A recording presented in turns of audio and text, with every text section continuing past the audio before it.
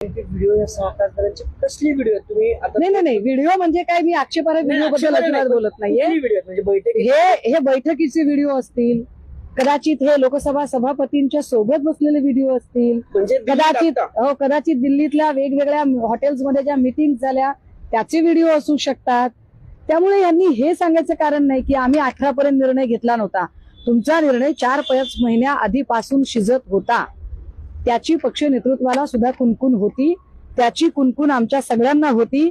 पण आम्हाला असं वाटत होतं की तुमचा आतला आवाज तुम्हाला कदाचित असं करू देणार नाही.